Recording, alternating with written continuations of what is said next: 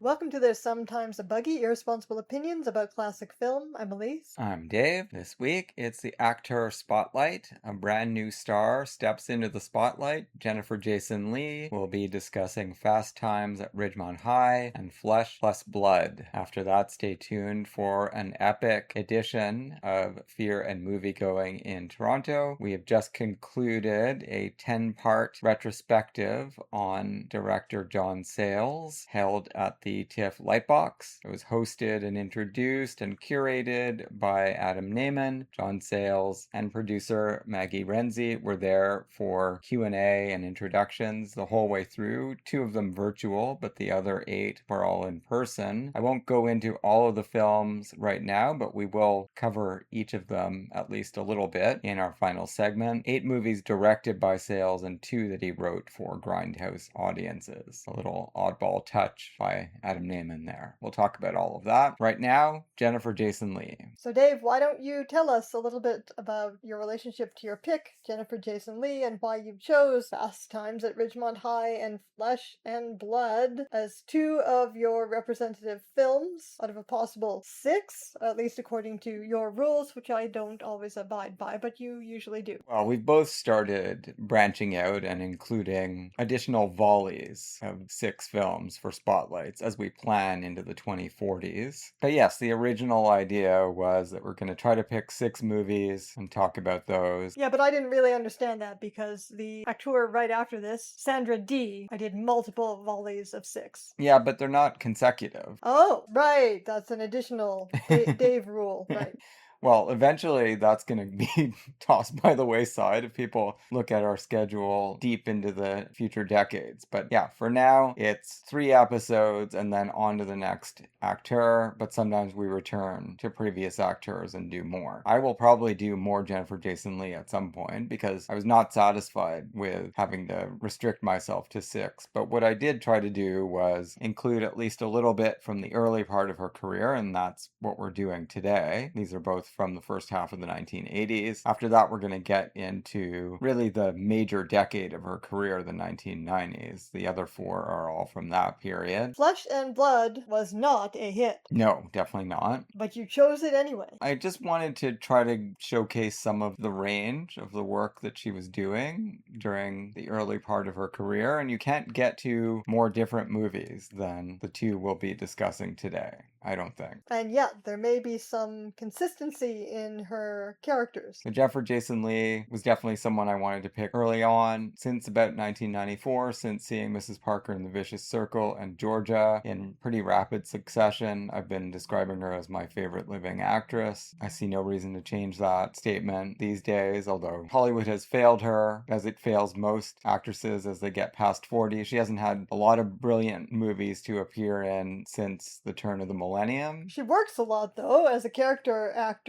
and appears in a lot of TV series. We saw her in Twin Peaks: The Return. Well, she's done a lot more since then. Let's hear what Leonard Maltin had to say about Fast Times at Ridgemont High, movie from 1982. Maltin gives it 3 stars out of a possible 4. Brashly entertaining look at Southern California high school kids who hang out at the mall and think mostly about sex. Funny, surprisingly honest, with a very appealing cast and a memorable performance by Sean Penn as a doped-out goofball named Spicoli. The only memorable performance in this movie. High-energy feature debut for director Heckerling based on Cameron Crowe's factual book. Some footage of Sean Penn was added for pay TV later. Songs on the soundtrack changed, altering running time to 90 minutes. Later, a TV series also features the film debuts of Eric Stoltz and Anthony Edwards. Director was Amy Heckerling, and the cast list: Sean Penn, Jennifer Jason Leigh, Judge Reinhold, Robert Romanus, Brian Backer, Phoebe Cates, Ray Walston, Forrest Whitaker, James Russo, Pamela Springsteen, and Martin Brest. This is not very indicative of where Sean Penn's career went. When did it really start to take off? I think it's late 80s, Colors, and because in the mid 80s he was kind of mired in the tabloids, really. He got involved with Madonna, and that's what you heard about when you heard about Sean Penn. I saw Shanghai Surprise at the theater, and I don't remember being very impressed by that. I thought he was already considered a cinephile's actor by the time he was married to Madonna, and that was kind of a oddball distraction. For what? Falcon and the Snowman? That was a good movie. Yeah, I mean, I guess he was in pretty small movies. Colors was a big deal in teenage boy circles anyway. I thought it was a really good movie at the time. I haven't seen it since. Casualties of War, of course, is a masterpiece. He really started to pick up speed in the late 80s. And of course, we must not forget We're No Angels. Oh god, that was a fairly silly remake. I did see that. Brilliant in Carlito's Way. Yeah, I think I first took note of him with Dead Man Walking. Well, that was a big deal, yes. But yeah, comedy gold in this film from Sean Penn. It's a really good comedic ensemble. I do think Jennifer Jason Leigh is the heart of the film, which is convenient for us. I have not been looking forward to this segment as much as you have, because historically I have hated Jennifer Jason Leigh in many movies. Washington Square, perhaps above all. No, we won't be covering that one here, although maybe at some other point I will work it into the schedule, because I do like that movie. You can expect me to be just silently dumbfounded. What else? Mrs. Parker and the Vicious Circle? One of my favorite movies. Hated her in that. Hated the whole movie. Both times I watched it. Hateful Eight. Hated that movie far more than Mrs. Parker and the Vicious Circle. Not a favorite of mine either, that film. We will not be discussing it at any point, I don't think. Jennifer Jason Leigh is typically doing something very intense in her performances. The performances have the inherent ability to rub you the wrong way, and they certainly do that with me. I don't hate her in either of these movies, though, so that's good news. We're off to a good start. I don't know how much I like Fast Times at Ridgemont High. Well, let's talk about her character. Let's set things up. So she works at the mall. She's 15 years old, the character is. Her best friend, Phoebe Cates, I guess is supposed to be around the same age, maybe a little bit older, but she's much more experienced, at least so she says. She likes older men. Yeah, she definitely likes older men, but is she really having this hot and heavy sexual relationship? Well, why do people doubt that? In a movie where everybody's having sex, moreover, just to go by my own peers in high school, there were certainly girls dating boys who were in their 20s and men who were in their 30s when we were 16 or 17. I don't know about 15. I didn't know many people when I was 15. My social life took off when I was 16. It's certainly possible and plausible even, but just the way Phoebe Cates plays it, the way it's directed, obviously she's not telling the truth about the extent of her sexual knowledge and the actual way that her sexual relations have gone with this guy, right? There's this instability about how long he takes in intercourse. Is it 20 to 30 minutes? She's bragging in that scene about how long he can last. It didn't occur to me that she was just making him up. She's not making him up. She's not reporting accurately, and neither is Jennifer Jason Leigh at that point. She goes along with it and she's like, oh yeah, it took 20 to 30 minutes.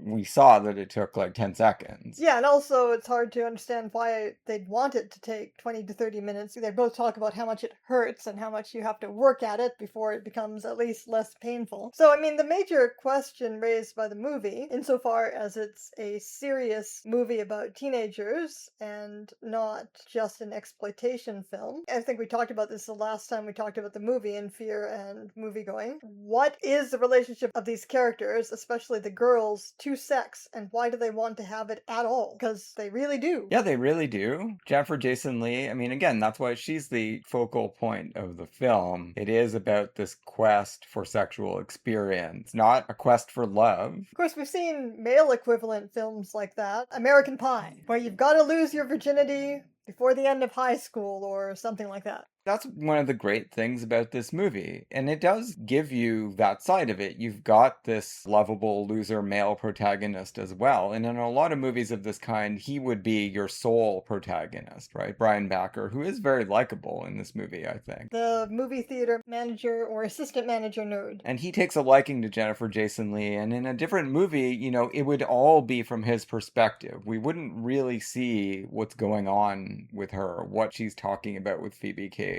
and where her headspace is. But this movie gives more time to her, really. Some of the boys are having sex, most of them, and are thinking about it, but the quest for sex is Jennifer Jason Leigh's. That's right. And the journey through sexual experience. And what a journey it is. Her quest is concluded quite quickly. She does succeed in having sex with this guy in his 20s who is told that she is 19, and he accepts that. Yeah, he accepts it, whether he believes believes it or not is another question. He does not question it. And then he just goes to it. Just incredibly brilliantly staged, this whole thing. It's taking place in the dugout at a baseball field. Nobody's around. There's just a few park lights. Well, obviously this is important because it comes back when she goes on a date with Rat, is that he doesn't even take her on a date. No, he just takes her immediately to the trysting point. And that's all that she seems to want him for too, but she also expects him to continue to see her. She's waiting for it to turn into something worthy of all the hype. I do like the balance that is struck here. It is tragic in a way. It's so dismal. She's just looking up at some graffiti on the top of the dugout. But it's also not portrayed as a life-destroying event. She's profoundly disappointed, but you don't get the sense that this is the end and all of her illusions are shattered. She's very resilient. Well, yeah, and she also, it's not the millennial lens. She doesn't, maybe she should, to some extent,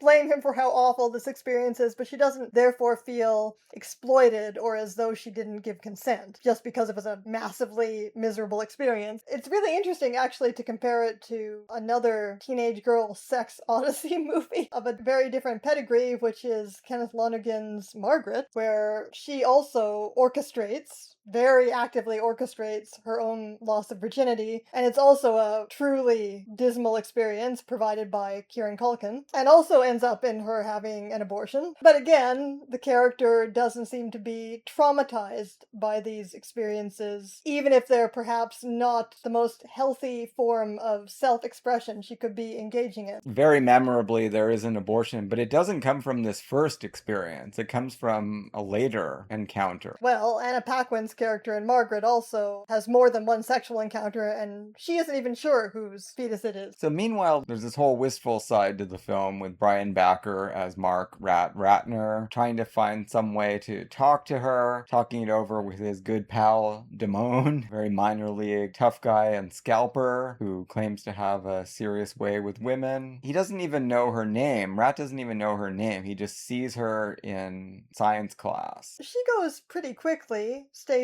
from this older guy that she uses to lose her virginity to Rat when he asks her out. But when she tries to put the moves on him, he doesn't go for it. What do you think is going on with Rat in that scene where she tries to have sex with him? I think he just can't believe it's all happening the way he probably dreamed it would. Yeah, I think it's not like a puritanical move. He's just completely overwhelmed. Yeah, he's just like, I'm crazy about this girl, but I didn't think that this night was going to go this well. I'm not ready. I haven't done my preparation for this. I have literally seen boys kind of lose their minds on the official night of loss of virginity. And this wasn't even somebody trying to lose their virginity to me. I had occasions to observe other people's sex lives. Oh, that sounds terrible. In high school. I won't go into details here, but I've witnessed this happen to other people. Well, I was a rat type. Yeah, you never got an opportunity though, did you? Well, not in high school, no. But I was still a rat type by the time I was 19 when things actually happened. Did you lose your virginity at 19 too? Did we do that together? Well, we didn't do it together. It wasn't so different. I definitely was coaxed into it. I was very happy, but I definitely needed a lot of encouragement. Trying to remember back to that time, I certainly did feel some of the trepidation Rat appears to be feeling. Like, this is what I've been thinking about for a really long time. Now that I met this person that I really wanted something to happen with, and it seems like, yes, she is saying it is going to happen. Am I actually ready? You know, in my case, I actually went along with it, but it's believable that he would run away. But what's the issue? Performance pressure? I'm not so sure about that, because you could see that none of these guys really are performing anyway. For him, it's just a huge emotional leap into the unknown. And I think the movie does a great job of making you see things from his perspective enough that it's not completely insane when he runs away, even though you're like, don't do it. What do you just stay? The fact that she tries to sleep with him on the first night. I mean, I guess the strength of Jennifer Jason Leigh's performance, one of the strengths of it, is how blankly enigmatic Stacy is. I don't think we know, and maybe because she herself doesn't know, does she try to seduce him on the first date because she thinks this is how these things have to go, or because she actually wants to have sex? Why would she after the sex that she just experienced? Well, I mean, she could want to because she's horny. The sex itself was disappointing. You can still be horny. She doesn't have any moral compunctions about doing it. She's in the mood for it. She likes Rat. He seems like a nice little guy. Why not? Her parents aren't home. By the way, we don't see any parents anywhere in this movie. It's like Peanuts, except that you do see the teachers. And I mean, I think that's fair. People at this stage in their lives, parents are very much in the background of their minds. But yeah, then she's like, man, what do I have to do? Like, Rat just disappears on her, and it's just a very bewildering world. Right, and then the next time she encounters him, he's with Mike when they all get together at the pool. I mean, I guess she goes for Mike because he's just more forward. He seems more receptive. Yeah, I mean, I really like this too, because in another movie that's got a different agenda, she would be, oh, that sweet Rat, I'm just gonna wait until he's ready or whatever, and that would be the story, and she would be sort of deflecting other offers. But no, she's like, okay, Mark Ratner doesn't like me. That's what she tells Phoebe Cates. Yeah, she's just baffled by him. And rightly so. I mean, she made a perfect offer and he turned it down. It's not asking the impossible of its character. She is not interested in getting into his headspace and figuring out why he would have run away. She's like, okay, he doesn't like me. I think that's really believable. In another movie, you might get, because she is smart and she is our point of view character, it's tempting to just make her have a kind of omniscience where she understands what he's struggling with as well. But teenagers don't understand what each other are struggling with. No, they only and- care about what they're struggling with. Yeah, and in high school, there were many options, and if somebody did not take you up on something right away, you just turned around and bumped into another option. And that's Damone.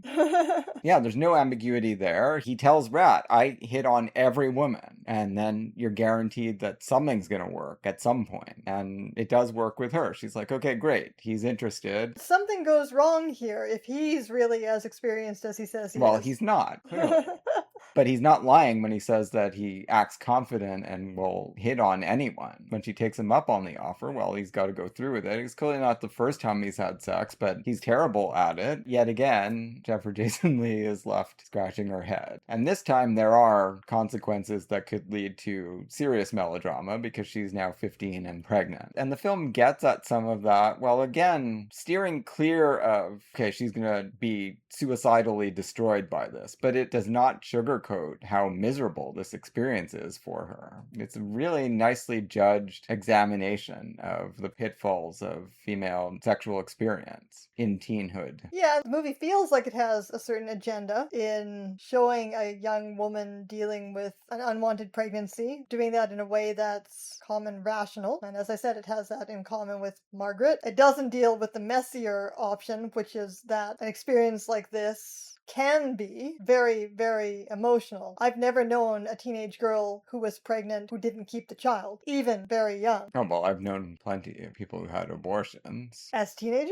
Yeah. Oh, okay. I mean, not any that I fathered, but I hope not. Yeah, our experiences are quite different there. But as you say, yeah, she seems to do a cost-benefit analysis. This is mostly off-screen, and then she shows up, talks to Damone, and says, look, I'm late. You're the only person that could be the father. We're going to go halves on this. And I mean, it is kind of radical to show all of this transpiring, unlike Margaret, without any parental input at all. No, it's incredible, I think. Parents are not going to be told. We talked about this when we did it in Fear and Moviegoing, but again, I think it's worth calling back to. The way the siblings come together on the day of the abortion is unexpectedly poignant, but it doesn't overdo it. I mean, it's really presented pretty unsentimentally, but still, it's very touching, I find. They snipe at each other a little bit during the course of the movie, as teenage siblings will do, but I mean, he really does come through at that point. The movie also makes it pretty clear she basically could have done this all on her own, but it's nice that she doesn't have to. Yeah, and it presents Mike in a kind of interesting way as well. Damone, yeah. In another kind of movie, he would just be a bastard who was behaving this way for incomprehensible reasons. I mean, he is a bastard. His behavior is unconscionable, but it takes the time to show us that he's just a loser teenage boy who can't deal with this responsibility and freezes up, and he tries to get the money and he can't, and then he's just like, forget it, I'm going to take the loss on this one and be the ass. Well, yeah, Yeah, clearly he doesn't want to show up with no money. So he just doesn't show up. Which is not the way, I mean, he could have still driven her. And Stacy has made a point of accepting her own responsibility, but also making this a 50-50 scenario where he has to accept his half of the blame.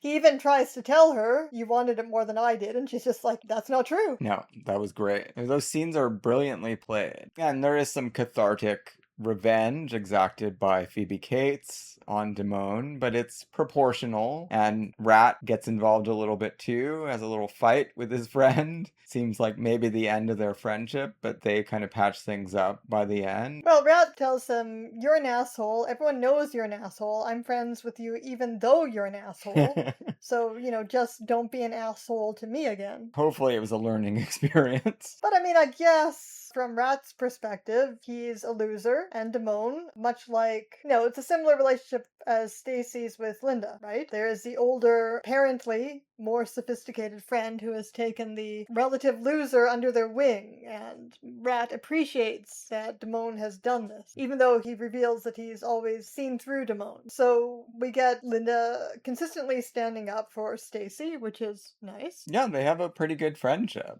I mean, it's not based on absolute truth, as we've discussed before. There is some serious misrepresentation, I think, about the sexual ecstasy that's being experienced. Speaking of serious misrepresentation, here on the Wikipedia page for Fast Times at Ridgemont High, the poster... Yeah, it's Spicoli's dream sequence.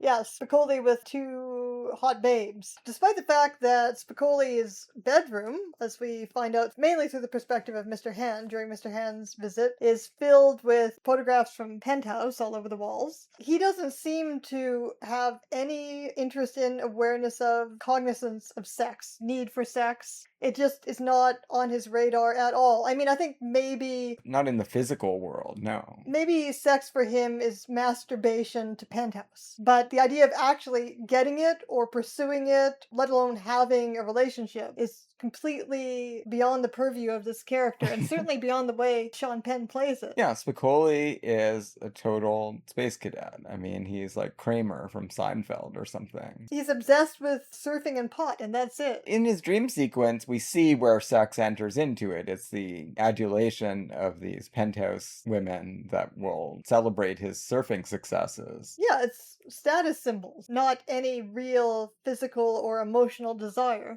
This poster is not representing the kind of movie that we're going to be watching at all. It's a very intelligent bait and switch, marketing-wise, right? Because you go in thinking it's going to be a Porky's type movie, or some other adolescent shenanigans movie, and then it's really about Jennifer Jason Leigh and her quest to have sex, with some other vignettes along the way that are pretty memorable. I mean, for the kind of thing that Sean Penn is asked to do in this movie, you'll never find anything better as a comedy performance than this, I don't think. I mean, it's incredible. Better than Bill and Ted? Wayne and Garth? Much better, yeah. Especially because it's a solo act, right? I mean, or if it's a double act, it's with Mr. Hand. Yeah, the interestingly named Mr. Hand. I just like all these quiet little moments with Sean Penn, like when he walks into that classroom and he's like, I know that dude. Like, what is that?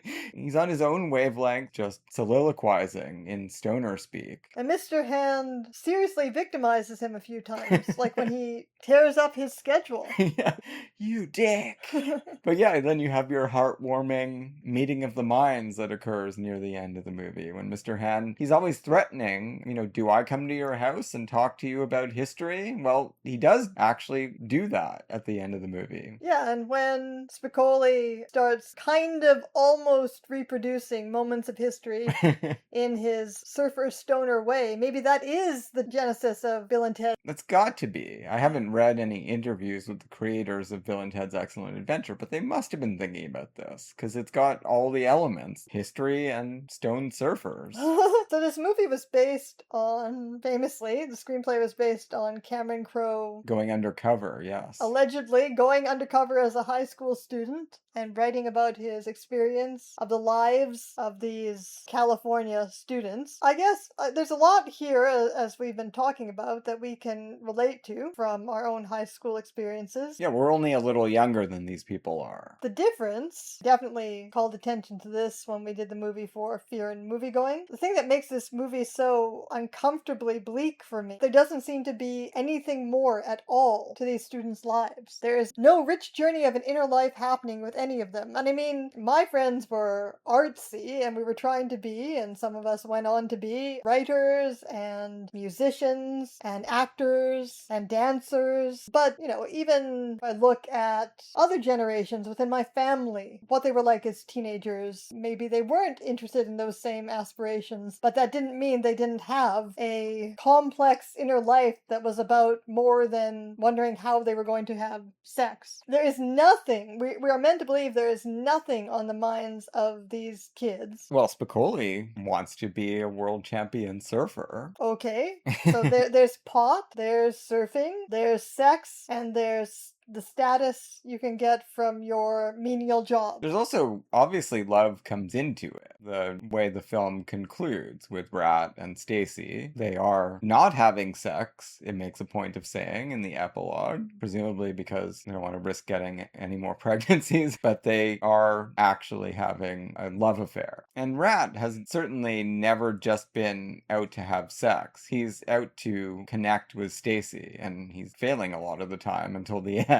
But that is his goal. Yeah, and I mean, I do like how easily the movie settles on that without making a big moral production of how she has to learn that sex as a goal is going to be disappointing and traumatizing if you get pregnant. Therefore, maybe uncool love is what you should have been after in the first place. And she doesn't really recognize anything like status. Like, at no point does it matter to her that Rat is nerdy. She's not worried about one boy having more status than another. No, definitely not. And that separates this from a lot of high school movies, which can be very interesting, that analyze hierarchies and pecking orders. This movie's not really interested in that. Unless you're talking about the status accorded to someone like Forrest Whitaker, the football star. But yeah, I mean, is it a criticism of these students that they, for the most part, don't have any aspirations that we find out about? They don't have any thoughts about the state of the world?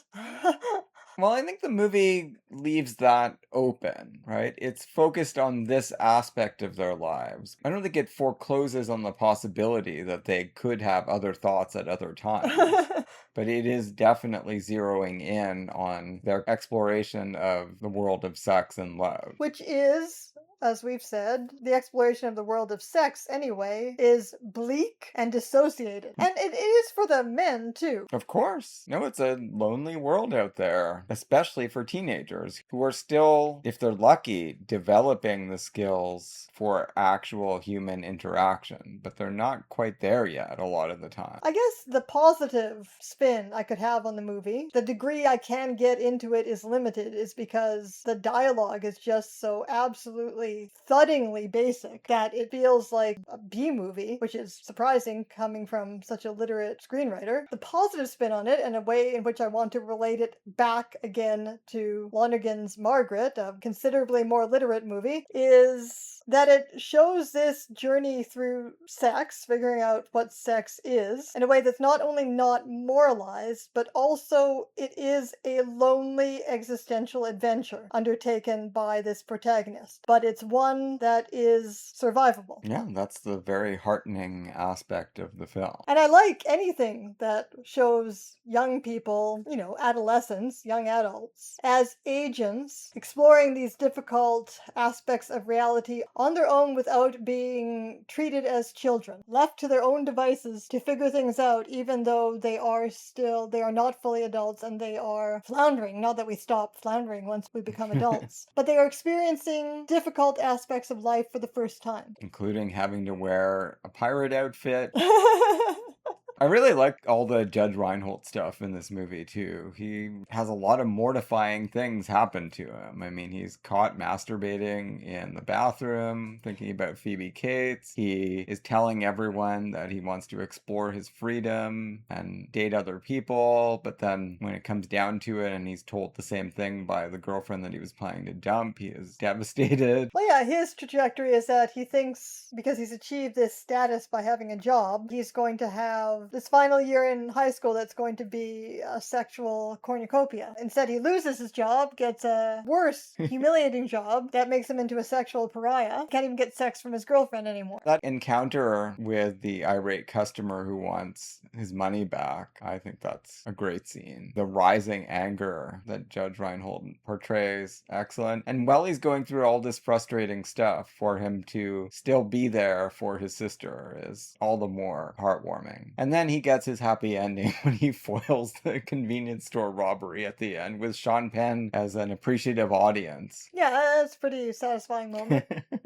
Sean Penn, the other thing he likes to do is drive recklessly while stoned, and that's a nice little vignette where they destroy Forrest Whitaker's car. I mean, I guess you can call it that. Yeah. A nice little vignette. Well, it turns into a happy story because it becomes motivation for Forrest Whitaker to have like the greatest game in the history of high school football. Probably he's going to go to the NFL because of this. I have to think that the montage of linebacker destruction that they show in this film was an inspiration for The Waterboy, with Adam Sandler filling in for Forrest Whitaker and just sacking everybody. I think it's a movie that has a lot going for it. If you have avoided it for any reason, I don't think you should. But I feel like it's not, for me anyway, it's not a feel-good movie. It's a bleak and uncomfortable movie. A lot of it is, yeah. Punctuated with moments of insight and human relationships. Yeah, occasional connection Yeah. that stand out in the bleak San Fernando Valley landscape. Even between Spicoli and Mr. Hand. Okay, Flesh Plus Blood, 1985. Maltin gives it 2 stars out of a possible 4. Rowdy adventure set in the 16th century. Leigh is betrothed to young Prince Burlinson, but falls into the clutches of Hauer and his motley band of warriors. Plenty of flesh and blood, but it's all rather foul and nasty. Verhoeven, in his first American English language film, does score points for sheer audaciousness. Director Paul Verhoeven, the cast list: Rutger Hauer, Jennifer Jason Leigh, Tom Burlinson, Jack Thompson, Susan Tyrrell, Ronald Lacey, Brian James, and Bruno Kirby. So Jennifer Jason Leigh was still very young when this movie was made, and I think from what I recall, she was doing maybe a lot of made-for-TV movies. It's not like she ascended to the height of stardom after Fast Times at Ridgemont High. There was kind of a period in the wilderness here. Well, the critics did like her in that movie. Yeah, well, who wouldn't? But this is only, a couple of years later. She didn't really find her niche until Last Exit to Brooklyn, that got so much critical acclaim that I think that really put her on the map as an actress more than this. Yeah, I was kind of wanting to do that one too. Well, speaking of bleak and uncomfortable subject matter, I read the book as well as seeing the movie as a teenager, and dear God, I don't know if I ever want to go through that again. If I do another volley of Jennifer Jason Leigh's, you may have to, but it's not included in this selection of 6. I also wanted to do The Big Picture, but then I realized that she's really not in that movie for very long. You kept telling me how horrifying this movie was going to be and how much rape there was going to be in this movie that you actually, it wasn't nearly as bleak as I thought it was going to be.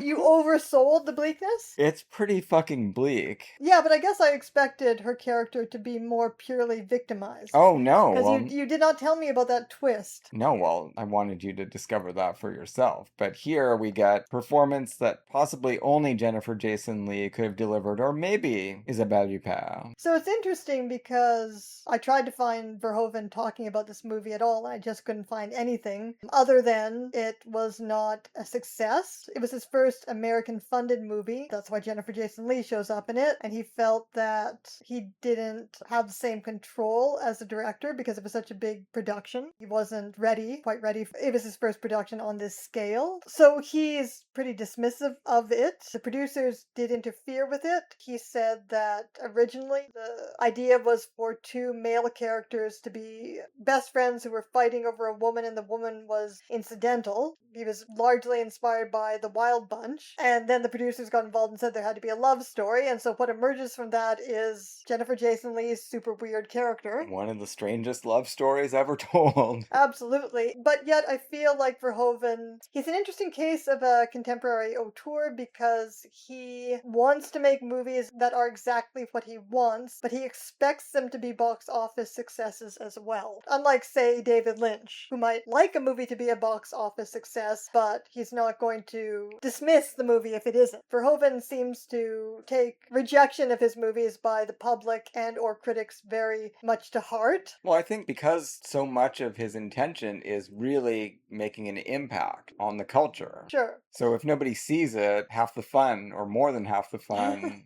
is not there. But I feel like Jennifer Jason Leigh's character is not only the most interesting part of this movie, but also a very rough draft for Elle. Yeah.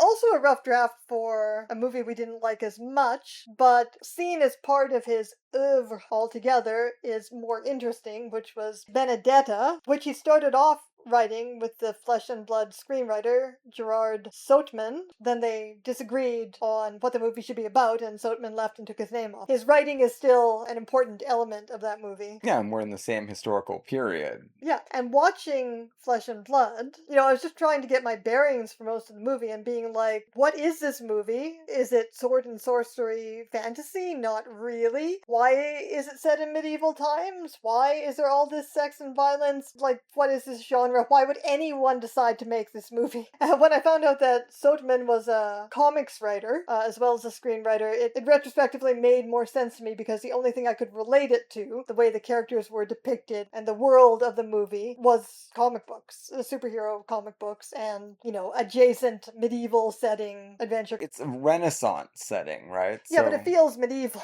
Well, this is not how we usually see the Renaissance depicted. The Renaissance is slowly but surely some aspects of modernity arising out of the Middle Ages, right? And that's what you get in this movie. You've still got the nasty, brutish, and short aspect of the war of all against all, but you've also got at least one character who is dead set on updating human knowledge. Sure, but that's not what the movie is about, definitely. It's not, but it's a very important aspect of the movie. His scientific experiments are playing the role of sorcery. I feel like some of this had to have been cobbled together from the writings of Machiavelli. I mean, I know that he wrote Mandragola, right? He wrote a play about the mandrake root. I don't know if that came up in anything you looked at. No. And this is the exact time where Machiavelli was alive and Italian city-states were invading each other continuously. There was just absolute mayhem. I mean, it's got the characteristic Verhoeven corrosive view of power and political activity. I mean, there's no justification for any of it. There's just nothing that you can cheer for here. And also the characteristic Verhoeven very weird relationship to Christianity. We watched a Verhoeven documentary neither of us had seen before. What was it called again? Because it was supposed to be called Verhoeven versus Verhoeven from what I saw, but it has another name. Well, I think that's the English translation. Okay. It was a French documentary. Yeah, I forget what they called it in French. And it was very illuminating and brought out undercurrents, sometimes also overcurrents, as in Benedetta, but, these religious themes going on in the foreground or background of a lot of his movies and brought him more into relationship, although it's a very different kind of religion and relationship to religion, but brought him more into relation with David Lynch for me, because we were talking about Elle when we did it recently for the podcast, and how I think it has to be taken seriously as a religious film. The religious elements have to be taken seriously in it, but as a religious film, it is focused on investigating the question of evil, which is also very Lynchian, although they go about it in different ways. This film, I don't think you can say it's investigating the problem of evil. Well, I think we need to talk about what exactly is going on in this movie. I don't think it ends up being resolved in any way. The movie, I guess you could say, is kind of a mess, and nothing gets resolved in any typical kind of dramatic way way by the end of it. Certainly not whatever is going on with Jennifer Jason Leigh's character. Well, her character has the most psychological valence. She's the one that you can spend a lot of time, thinking about what her motivations are, how she expects to come through these events. Yeah, and it's left very enigmatic, which is, again, similar to Elle. But everybody else is acting purely pragmatically. They want to survive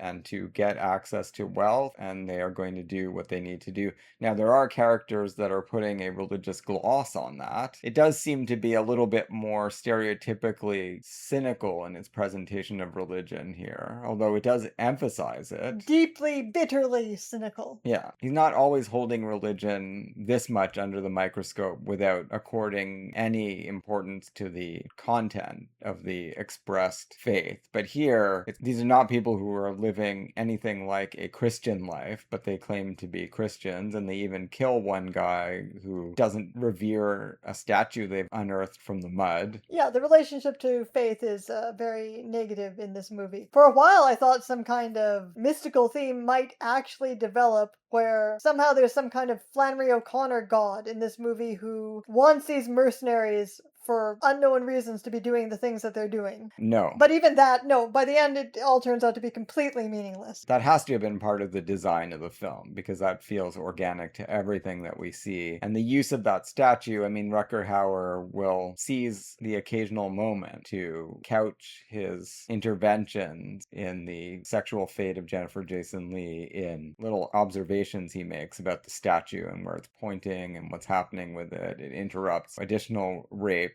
he doesn't want to happen. Can you say something about the setup of the movie? Who are these people? Very quickly. Who are these people? Why are they doing these things? So that we can place her character in this context? They don't say exactly which city-states are involved here, but this is true to the setting. There would have been multiple occasions for different city-states to be invading each other, and you have a siege about to begin when the film starts. They're led by an aristocrat of some kind, and he's hired mercenaries, as was the practice in Renaissance Italy, to bolster his effort. And when it doesn't seem to be going that well, he tells them, all right, if we make it through and we gain control of the city, I give you carte blanche to do whatever you want. Rape, take everything you want. This is music to the mercenaries' ears, and it inspires them to do great work. And they do take over the city, and then they all settle in to wallow in this black-hearted victory. Meanwhile, the aristocrat, having achieved his aim, is like, well, okay, I promised them that, but this is going too far. There's not going to be any city left. What's the point of me even taking it over if I let my mercenaries destroy everything and steal every bit of its wealth? So he gets the jump on them, aims some cannons at them, and tells them to turn everything over and get the fuck out. And this is a betrayal that they are not ever going to excuse or forget, and that is the inciting incident. The aristocrat is Arnolfini, and his son, played by Tom Burlinson, is the scientist/wizard we were alluding to before. He's introduced ineffectually trying to devise a primitive bomb. It backfires, and you could see that he actually is a bit upset when the guy that was sent out with this bomb gets exploded. Nobody else cares. Everyone else is just laughing. Oh, he was blown to bits.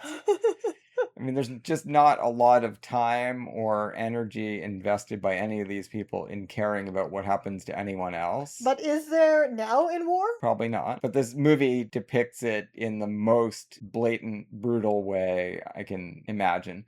Well, yeah, life is cheap. People die easily, so someone getting blown up probably would be amusing. This is what Game of Thrones, I think, was trying to do a lot of the time. Oh, I thought of Game of Thrones often watching this. I wondered if it was an inspiration for George R.R. Martin. Could have been. Caught between the two factions, Lord Arnolfini and his rejected mercenaries is the leader of that mercenary troop, Hawkwood. I recognize that name. I'm no kind of medieval scholar, but I think I heard about him on a podcast about the 100 Years' War. And it does turn out that that's the case. This is a real historical figure, but transplanted about 150 years into the future. He is faced with this choice. Arnolfini says, well, we're gonna have to turn on your people. Sorry about that. You can still get your reward. And Hawkwood goes for it, but he doesn't feel good about it. He's got at least a few pangs of conscience. He's one of the more human characters in the film. That's saying something because this is a guy that is responsible for a lot of mayhem and death, including some primitive chemical warfare at the end of the movie. And he wants to retire. This was his last battle. He amasses enough wealth to go raise vegetables. That's basically our setting. You know that these groups are going to come together again with deadly results. Rutger Hauer kind of steps forward as the new leader since they don't have Hawkwood anymore. He's betrayed them. And he was the early alter ego in Verhoeven's movies, corresponding to, I guess, Kyle MacLachlan for David Lynch. Well, we have seen Turkish Delight, which is a great movie made in the Netherlands in the 70s. Rutger Hauer, probably most famous these days, I guess, for his performance in Blade Runner. Sure. In this movie, in this setting, I kept thinking David Bowie.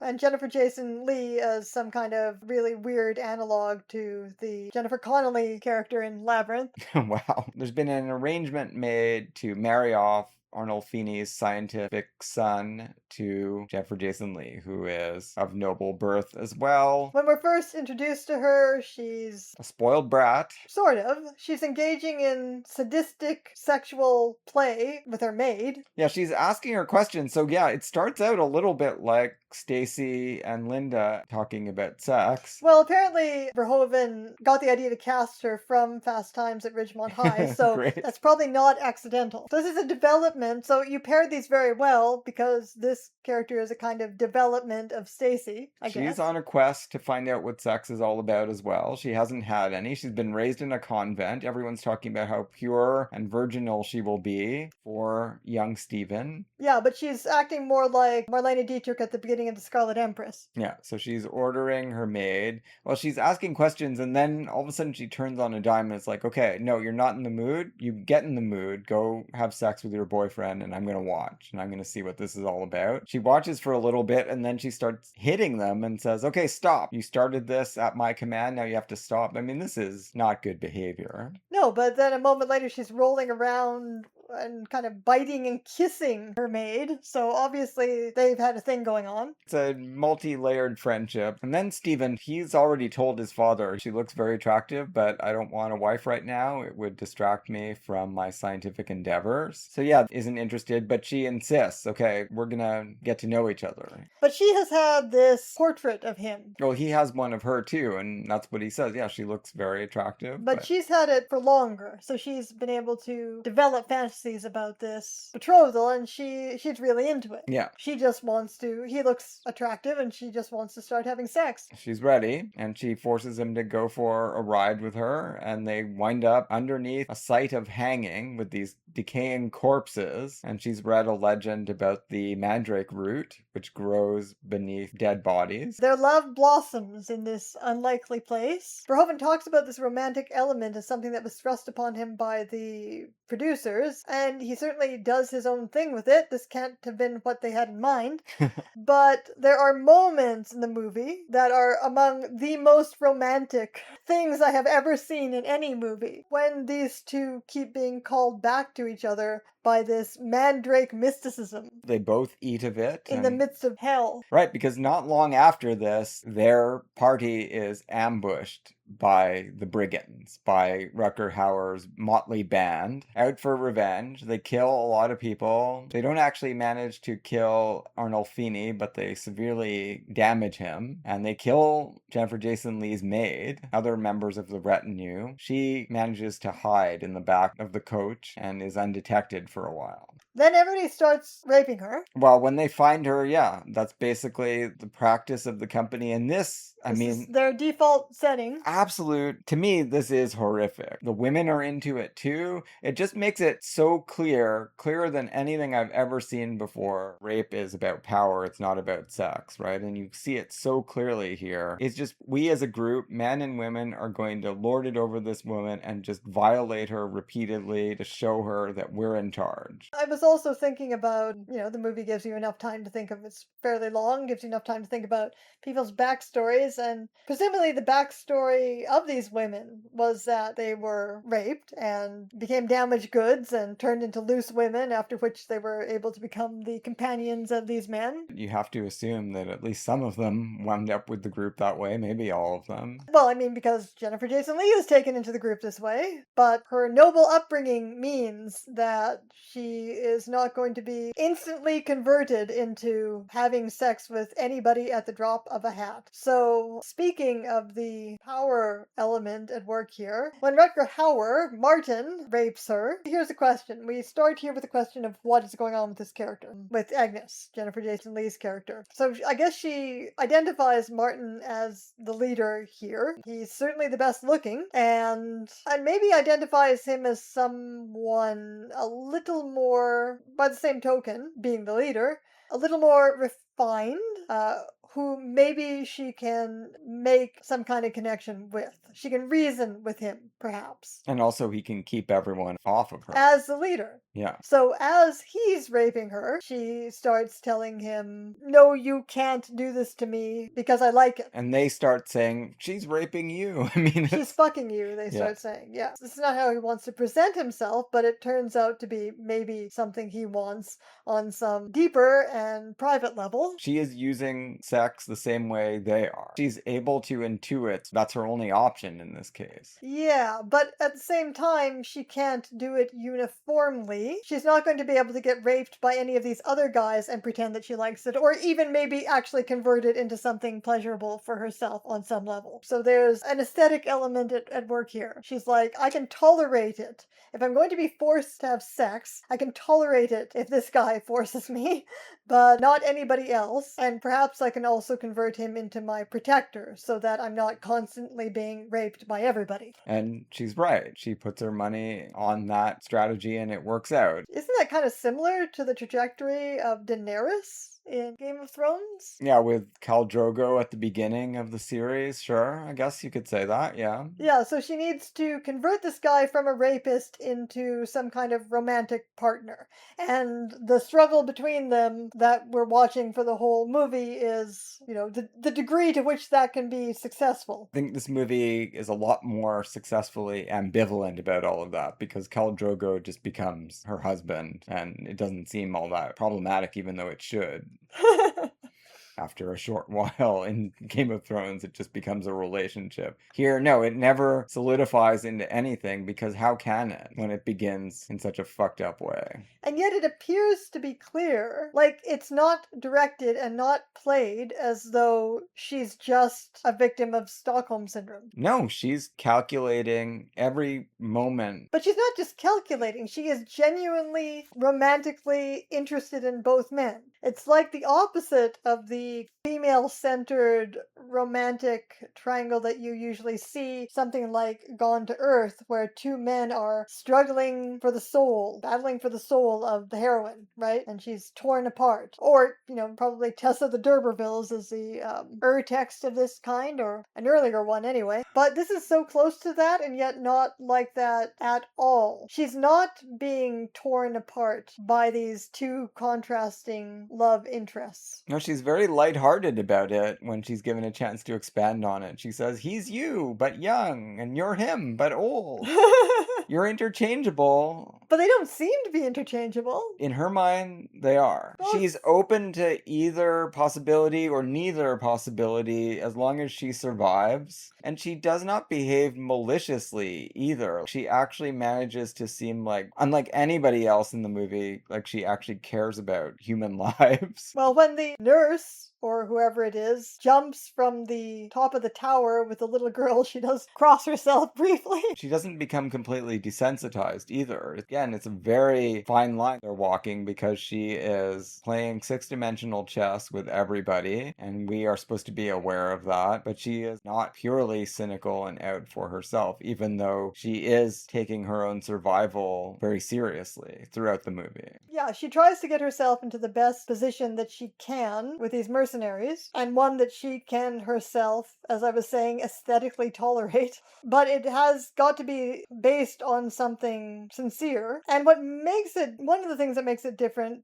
from the model that I was talking about is that the men, and especially Martin, to some extent become her victims, her emotional victims. Yeah, well, she has leverage against them. Men of 1501, as much as they would like to pretend that they are outside of social hierarchy, they can't help but defer to her, right? That scene with the eating with the utensils. Right, so part of the power that she has over Martin is her status, and as the leader, as the slightly more refined mercenary, he is susceptible to this. Just as she wants to achieve status within the group by becoming his consort, so she can confer status upon him. Nobody else in the group cares about that, and in fact, it's a threat to them, especially the woman who feels that she is his main partner. It's a threat to them if he starts thinking in this way, and rather than being part of this mindless, moralless, raping and murdering and pillaging mercenary group,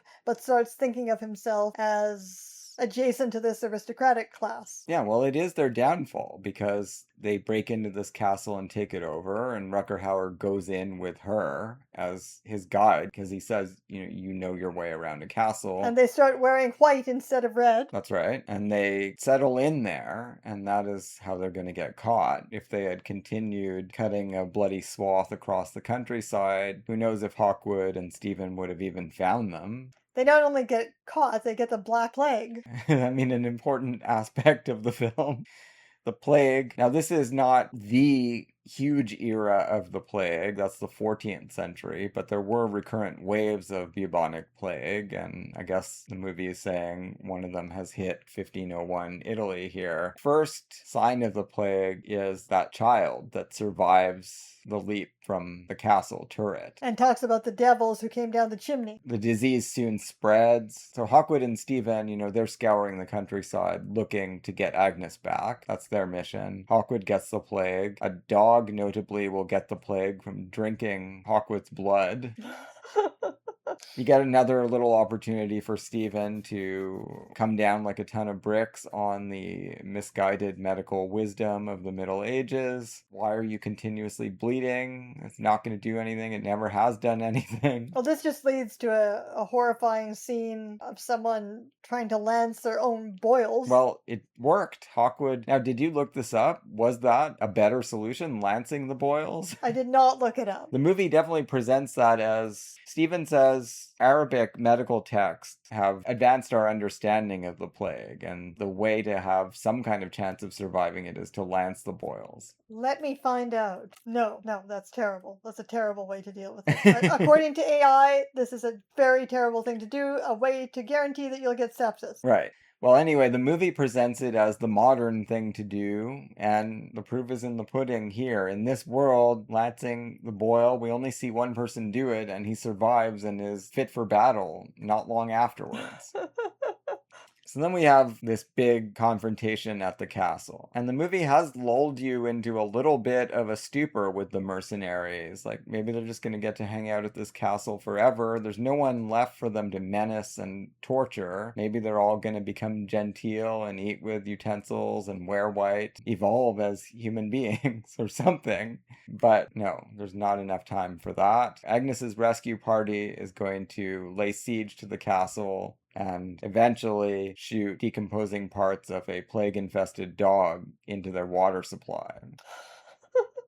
The movie, it presents a world as cruel and bleak and horrendous and medieval as the Scarlet Empress, except it's also a world that's not beautiful. No, it is extremely ugly. And everyone blames Rutger Hauer for them getting caught because he has been settling into this role of counterfeit Lord of the Manor. And they throw him down a well, eventually. And they claim that the signs point to it. Anytime the group's logic is shifting, they will reference St. Martin and signs from God to back back it up. Obviously, if Martin Rutger Hauer had been in sync with God's divine plan, he would have gotten them out of there before they all started drinking plague water. Yeah, I mean, unless the plan all along, St. Martin's plan all along, was to give them the bubonic plague. Yeah, but these people are not willing to go that far in theodicy.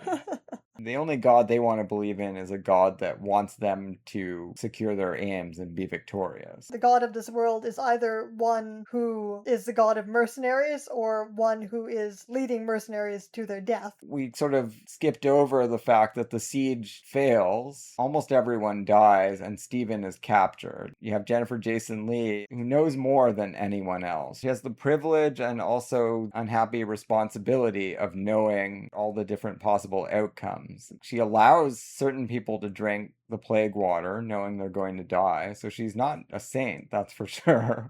I mean, none of these people have been very nice to her, so... Yeah, and she's visibly not very happy about it. No, she hates it. I mean, a little boy drinks it and is going to die. But she needs to save her love. She can't let Rutger Hauer drink it. No, but I mean, she needs to save her other love as well. Pragmatically, she doesn't need to stop Martin from drinking, but she does. So she does care about him. She does care about him. Yes, of course she does. Yeah. Just in case someone was thinking, oh, she's been manipulating him 100% without any feelings the whole way through. That's not true. To go back to the question of religion in this movie, I guess you could imagine a movie in which quite straightforwardly God wanted to lead these mercenaries to their death. But that's not the movie that we see here. The mercenaries aren't obviously better or worse than the people who are coming to her rescue. And there is, at the ending, when Jennifer Jason Leigh gets back together with Stephen, there is that trope evoked of the good girl, so to speak, the middle-class girl, in modern terms, who gets to go through this whole romantic adventure with a bad boy, and then still end up back on course for the life that she was supposed to lead. Well, like an inverted Blue Velvet. Well, the bad boy is doomed, is left to his doom. But he's not, though. He escapes the burning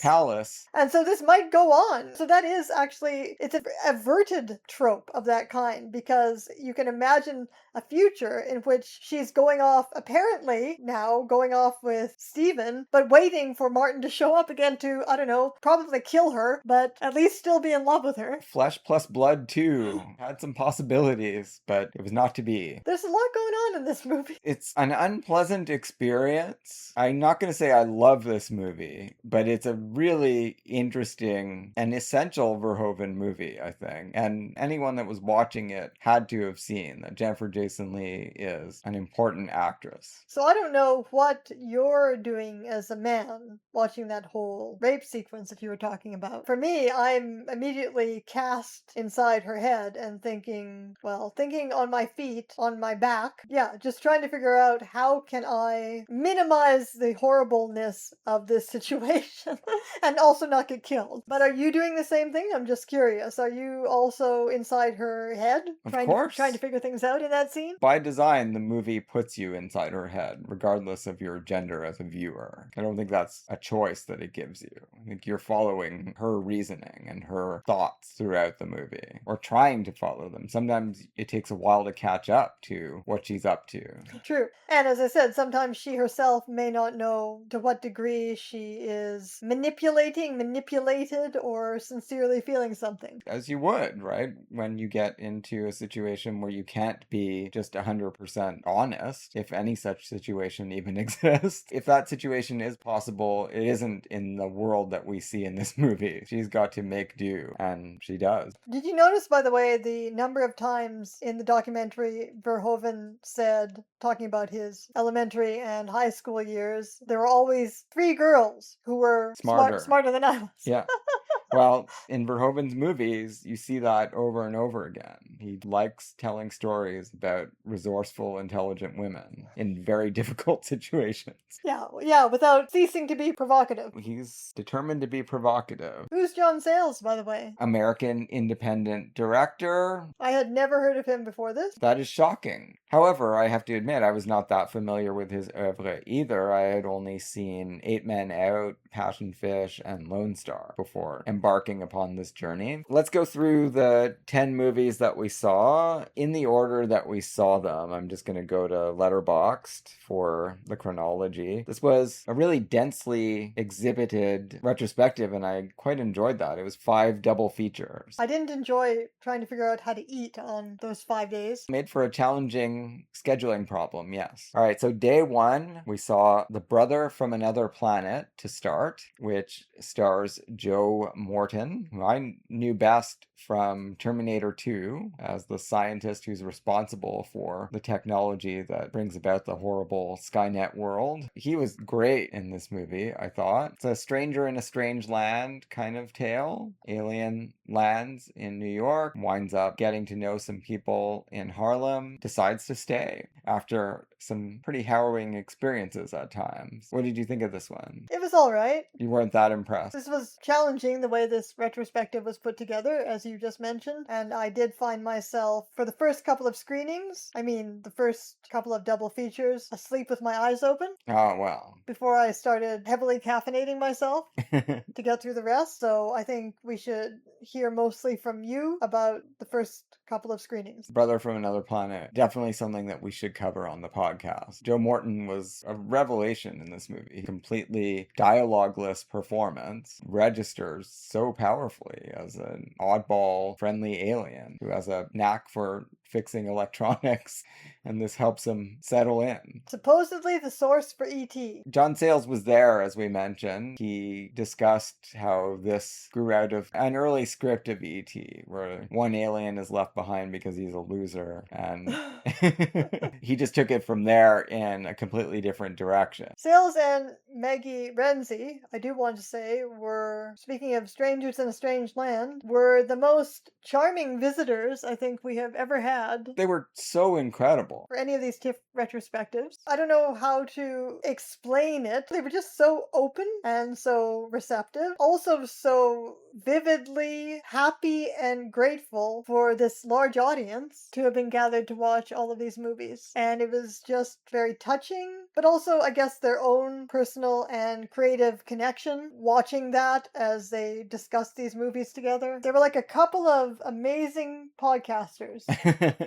And Maggie Renzi was not shy about saying, that's why these movies are so great. The producer, right? She's the one that keeps things on track. They really, really love these movies that they've taken great pains through great difficulty to make together, and they were so very happy to see an engaged, committed audience. We have to thank Adam Naiman for that too, because he clearly developed a rapport with them and was their host in Toronto. He must have made them feel comfortable. Well, they said so. Kudos to him as well. Now, I'm not sure, do we want to offer kudos to him for using up a slot of the retrospective on Battle Beyond the Stars? I don't know, you said you were kind of excited to see this because you'd seen this as a child. It's not a bad movie. I enjoyed watching it again. We had it taped off TV on a beta cassette in the early 80s. It was John Boy from the Waltons in a Star Wars plot where he gathers up all these mercenaries to defend his planet. And yeah, I quite liked it. But again, it's a Roger Corman film, indifferently directed. Those visuals are so weird, though. The way the starships looked.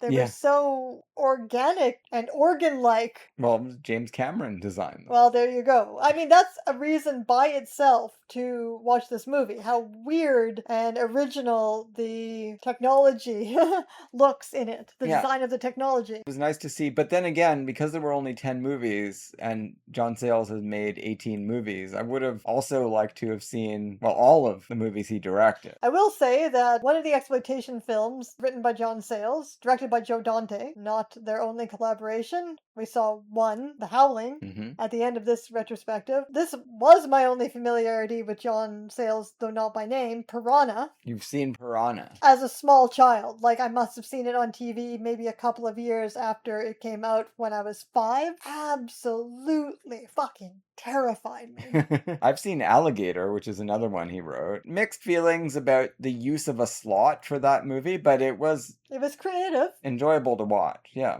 It was also creative of Adam. Obviously, what he wanted to highlight, he wanted to give a fuller picture of John Sayles' career. This is what he was writing in order to get the money to make things like Return of the Secaucus 7 and Brother from Another Planet. No, I think he was also making certain auteur claims about recurrent themes. So day 2, we started with Lone Star, which was one of the movies I had seen before, and just a knockout masterpiece movie, I think. We have to do it in an actual episode. It was acclaimed at the time of its release, and rightly so. Trenchant, but also really emotionally involving human story about life on the border in the United States and the history of a town on the Texas-Mexico border. Starring the frequently used Chris Cooper. This was the big splash for him, and he became a crucial part of many late 90s and 2000s independent and alternative type films. One of the great performances of his that we will be talking about not too far from now is in the Cuarón version of Great Expectations. Anyway, he was really winning in this movie. Elizabeth Pena, incredible in this movie too. I had not remembered that she died 12 years ago, which is horrible. But anyway, full of great performances, a great story, incredible fluid direction and editing here, which everyone commented on, the way it blends past and present. After that, we've got Men with Guns. One of the more allegorical, maybe the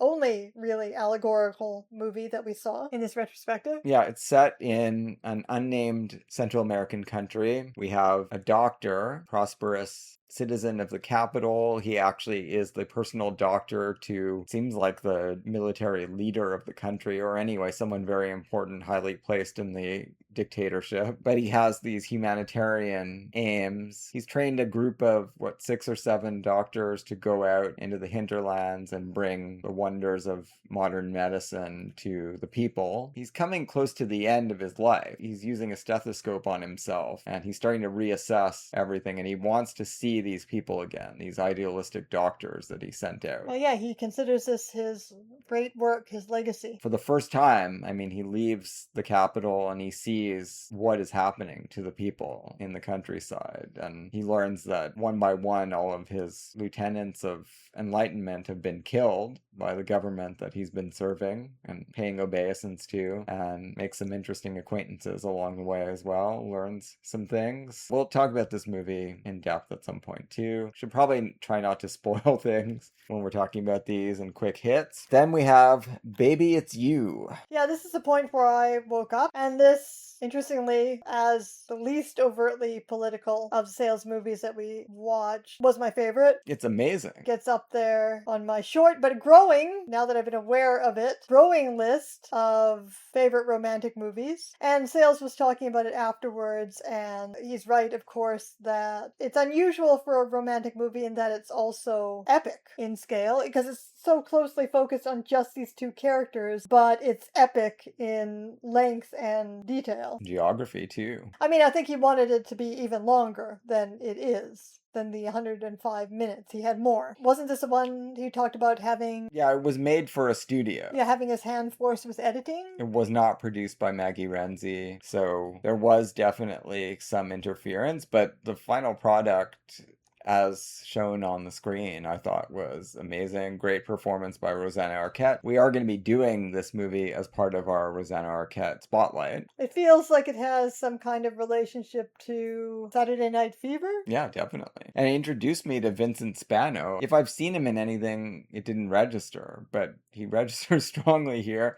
and he comes back in City of Hope. The bad boy, status symbol girl pairing, linking it to Flesh and Blood, the ambiguity about how this girl, who the movie focuses on, she's its protagonist, more than Vincent Spano, she has more of a complex psychology. The ambiguity of exactly what she feels about him, when and why. Yeah, it's not afraid to leave that open to interpretation, and possibly that's because she's just not sure, which is a common state for human beings, but you don't see it that much on the screen. Usually there is some definite feeling that characters finally have or don't have, but I'm not sure if that's always the case in these movies, which I think is great. All right, next up we have Matewan. This was obviously very impressive. Another masterpiece. I mean, multiple 5-star movies in this retrospective for me anyway. This is a historical drama about labor violence in the 1920s prior to the the meager but necessary protections extended to unions by the New Deal. You have Chris Cooper again. He is an old IWW member, Industrial Workers of the World, counseling them on what they need to do in order to hold the line against incursions in the mines by the powers that be, the people that run this town. Very detailed Dashiell Hammett-like analysis of the corruption in a small town like this that is dominated by certain interests, and the double dealing that can occur, and the people that get caught in the crossfire, the hopelessness of a proletarian confrontation with capital. It does not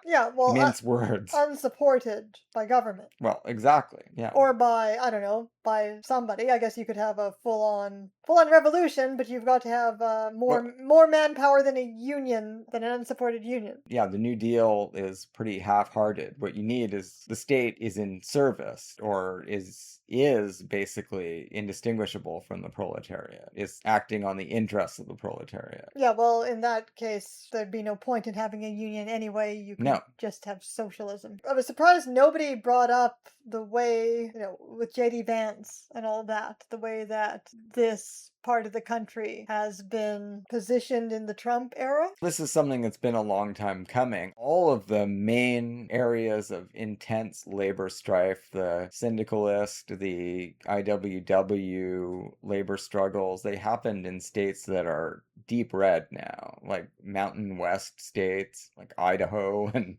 I don't think I ever realized. I mean, they didn't actually film it in Matewan. Where did they say they filmed it? Another town in West Virginia. Yeah, it was still in West Virginia. I don't think I realized how beautiful the country is. Sure. I always pictured such horrible bleakness associated with... Well, it's bleak inside the mines. The lives of these people. Yeah, certainly. But it is interesting how much attention Sayles pays to natural surroundings in his movies over and over again. This gesture toward a wider world, wider setting. He definitely has a transcendentalist side to him. You can see that. Wonderful performances throughout this movie. Great to see James Earl Jones in there. I mean, that's a coup to have him in such a small movie. Will Oldham as the kid was incredible. 9 times out of 10, a movie that has a young character like this, you're just not going to get the performance you need. And he absolutely got it out of Will Oldham. Mary McDonnell, I think, really stands out in this movie too. And it's no coincidence that she wound up working with Sayles again on Passion Fish, which is a great movie that was not part of the retrospective. All right, next up we have Silver City, which is from 2004. And this one kind of snuck up on me. I felt like I wasn't going to like it as much as the others, and maybe I didn't give it 5 stars. I gave it 4.5, though. I really enjoyed it. It's got a Chris Cooper kind of parody of Bush in it, but that's not all that's happening in this movie. It had another mystery detective structure. And Danny Huston was great as the kind of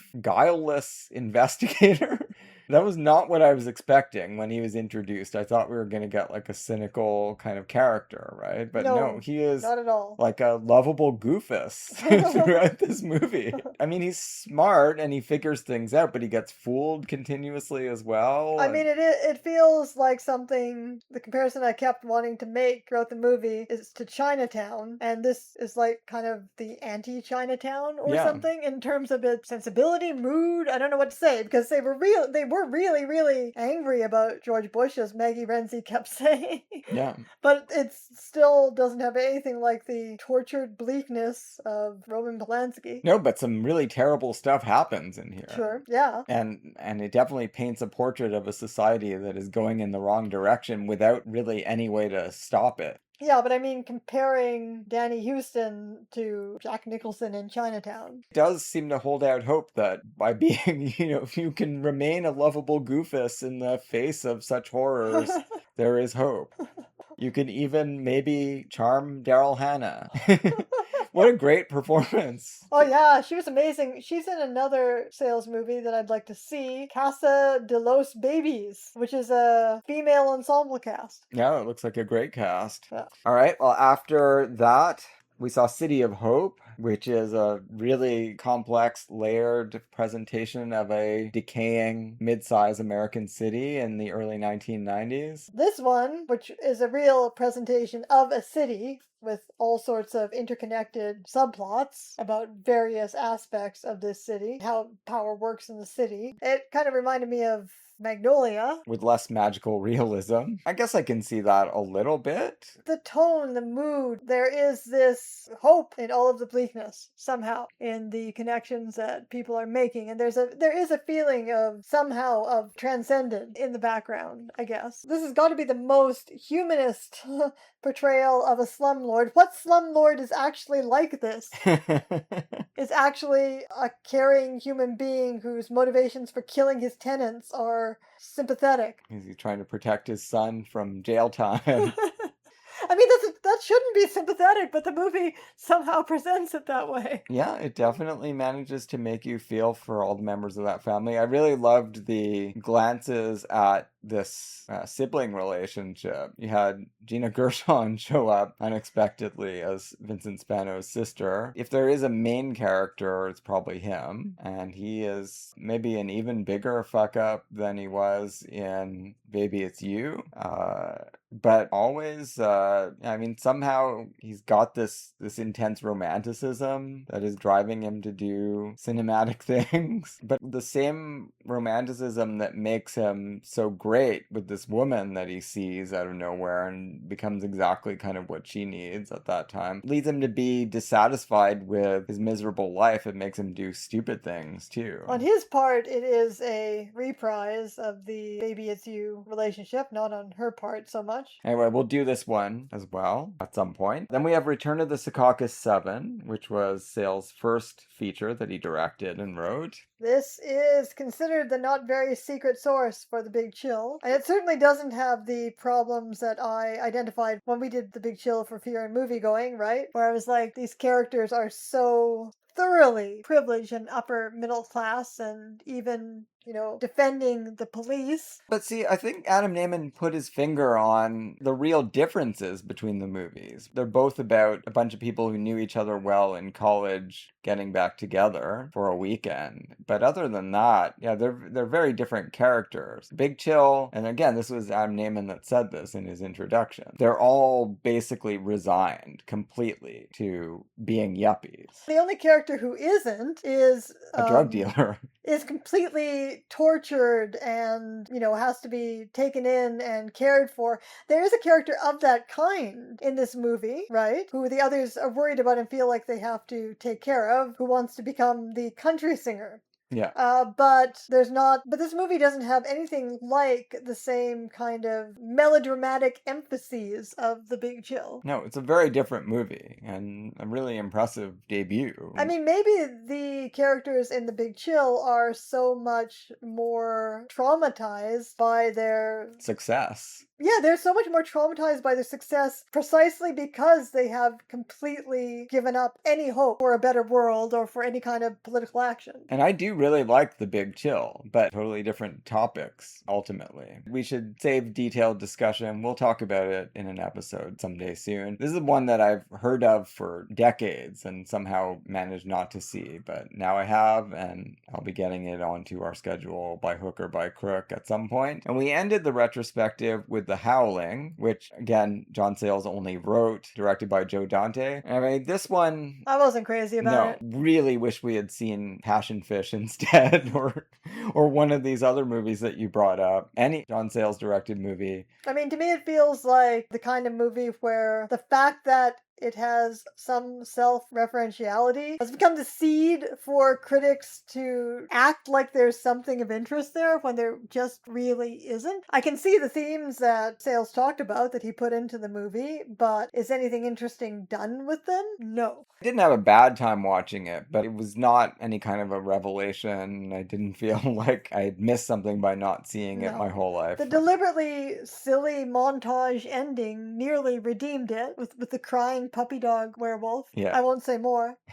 There you have it. the retrospective in a nutshell. A great experience. What was your favorite, actually, of these movies, Dave? Because I told you what mine was. I really don't know which one to pick. It might be Lone Star. Interesting. But Baby It's You, Incredibly Strong, City of Hope, Mate One, any of those I could go with, probably. Next time on the podcast, it's the Hollywood Studios Year by Year. We're entering 1935 with Paramount, and we'll be discussing The President Vanishes, which I've never seen, and The Glass Key, adaptation of a Dashiell Hammett novel, which I'm intimately familiar with. See you then.